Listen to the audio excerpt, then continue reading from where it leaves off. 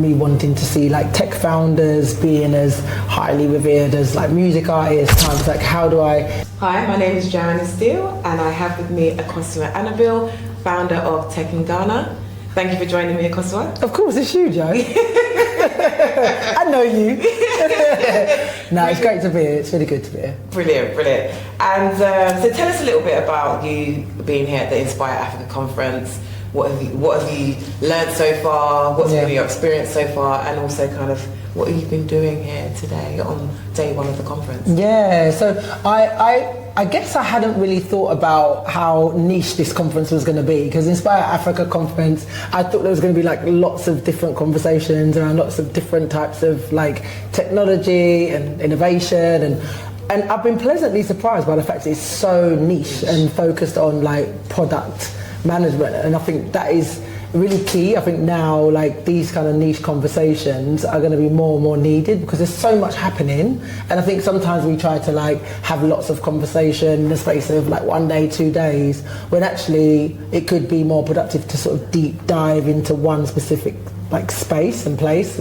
She says as somebody who runs Tech in Ghana, but like in all honesty, I just think I've been pleasantly surprised by it, because I've been able to sit and learn and understand what is happening in this particular sector. So that's been good. I was invited to come and speak generically about like building ecosystems alongside 3 other like brilliant panelists, and we were just exploring a little bit about what do we want the ecosystem to look like in 2030, which actually is just in like 5 years time basically. It's not that far. In 2030 I was like, oh yeah, what do we want the future to, I was like, 2030? Like, that's in a minute.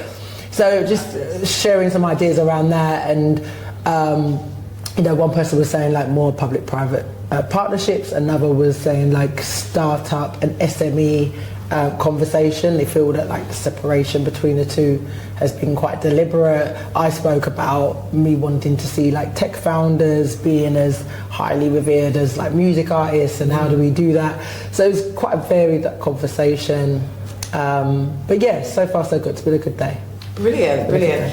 And so, you know, you talked about, you know, Tech in Ghana, the biggest tech conference in Ghana since 2017. 2017. Twice a year. Tell us a bit more about Tech in Ghana. Yeah, so Tech in Ghana is a conference that's been running for the past 8 years. It's held twice a year, once in London, once in Accra, every year, and it convenes all the stakeholders in Ghana's tech ecosystem. So from founders, companies, telcos, banks, policymakers, investors, ecosystem builders. I mean, it goes on and on and on. The list got bigger and bigger over time, because when I first launched it back in 2017,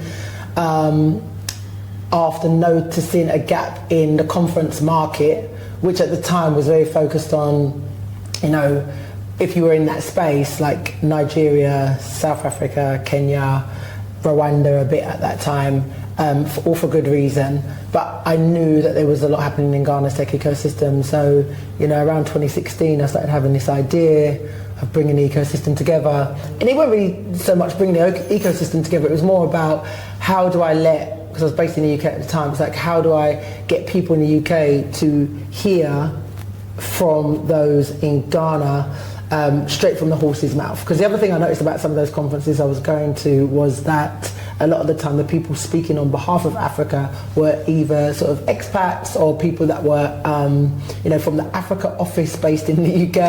So I was like, imagine if you could like hear from those on the ground. And it was just like a, you know, timing, alignment with the launch of the UK Ghana Chamber of Commerce, who, you know, wanted to do something with some of the work that I was doing at the time, just around communications generally.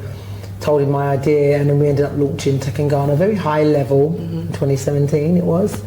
And then launched the same event 2017 in Accra. And I think from the following year, when I realised, oh, this high level thing is not quite something that is going to be expected every year, because, you know, like different agendas as governments, you know, find various different angles to sort of focus on. I realised that actually the secret sauce was in the ecosystem itself, and that was coming up, building slowly. So we sort of all built together as the ecosystem started building. The Tech and Ghana platform kept building because we were consistent no matter what. I still did it every year in London, every year in Accra. And then as we've come to see, like the most sort of cutting edge and innovative founders started popping up. And now, you know, we're on event number 14. Huge platform, and some of the people that were sort of starting out right at the beginning are now like, you know, our partners and our sponsors. So it just shows you like how much the ecosystem has evolved, but there's still quite a lot that needs to be done. And as an ecosystem convener, you do find, you know, as each year goes by, that there's different needs from the people within your ecosystem. So I'll just do my best to try and sort of fulfill those. I was going to say, bring value to it. How does the conference kind of factor that? Because whilst you are the platform that convenes them, you are also part of the ecosystem as well, right? Yeah. So you provide the avenue, but you also are the avenue. It's interesting because you just, and this is the thing, I think someone was talking about, you know, how you got to sort of fall in love with what you're doing. And I know he was talking specifically about building like products, but I think it's the same with, you know, running something like Tech in Ghana. Is you know, once you're in love with it, it's like you become so integrated, you're so interested, you're so like committed that it doesn't really matter what comes out each year in terms of what it needs. It's like you don't sit and go, well, I am the ecosystem, I'm not the ecosystem. Where am I? It's just like, what do you need? What are people saying? How can we facilitate that and not think that you are the person driving the conversation. Tech in Ghana is driven by what the ecosystem says and wants and needs, and I spend a lot of my time like with the people in it, trying to understand it, and I'm also learning. Like, yeah, I'll still say that almost a decade later. Like I'm also learning continuously, you know, the landscape of investment and you know, development organisations and funding and how everything works, and then so understanding it and then seeing how we can then step in and facilitate that, whether it's, you know, providing access, building partnerships outside globally to connect to the market, or you know, more niche and locally helping to sort of push with capacity building and skills development.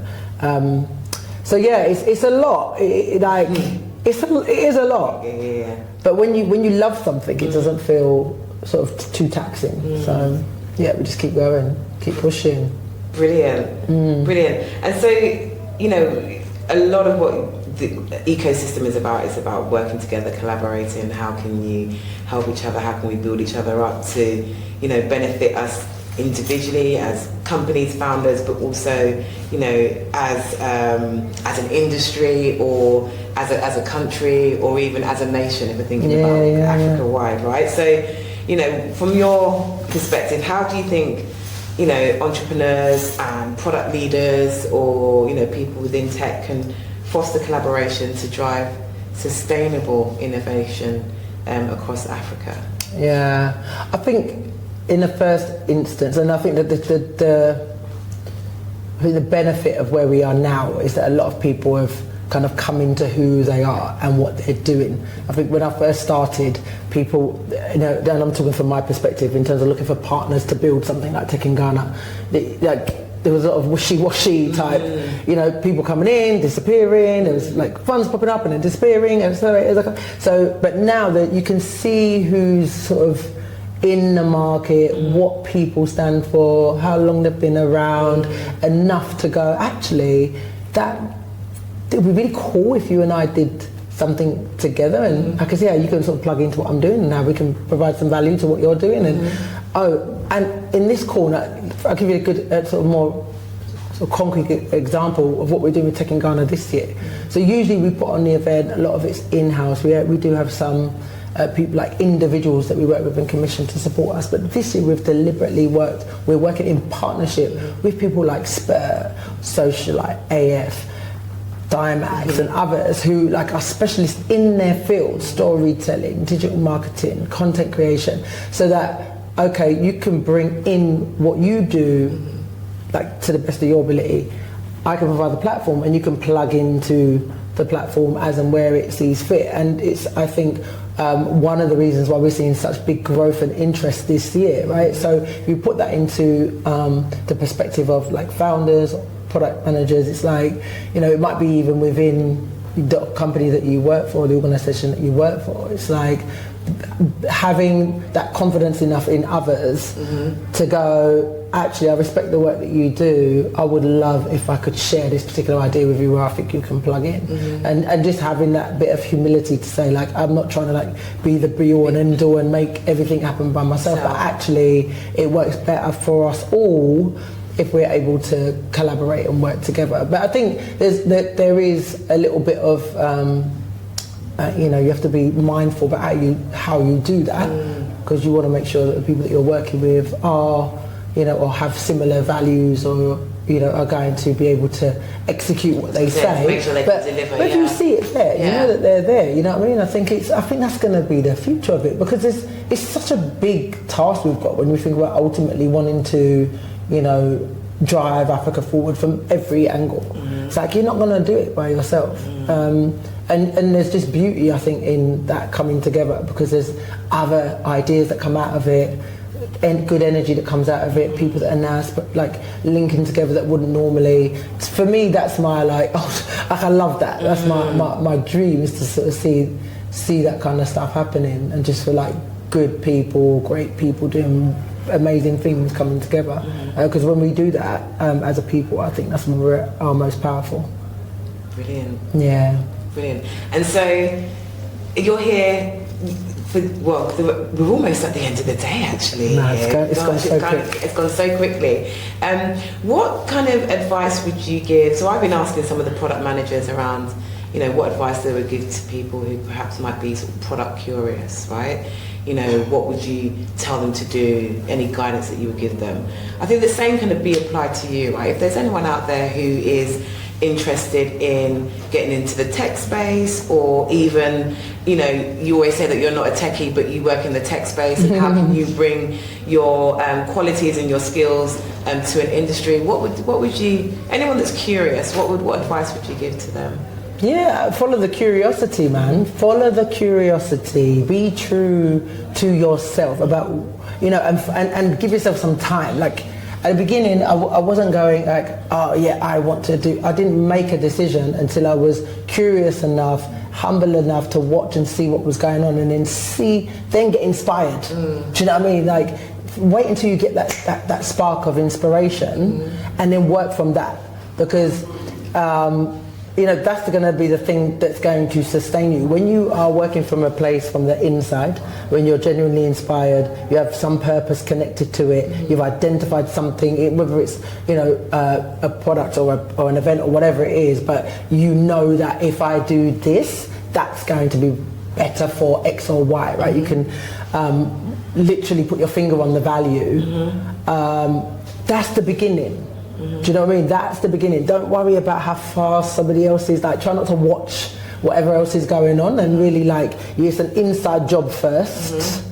Figure it out for yourself, and then work your way out from there. And then, you know, you'll see what fits in. And I always say the easier it gets, the easier it gets. Like, as you start to build, a magic thing happens in the universe, where the people that you need, that you want to like work with, whatever it is, it starts coming to support you. And that is, you know, some people may or may not believe in manifestation, the law of attraction, all of that. We hear it all the time, but you've got to be on the frequency of the thing that you're passionate about to attract the things that are going to help you fulfill the things that you're passionate about. So I'll just say, start inside. Figure out, like, what's the goal, then push from that direction. And the goal might change, but at least that curiosity will set you on the path, and you just follow the path from there. That's what I'd say. Brilliant. Thank you, Akosua. Taking Ghana.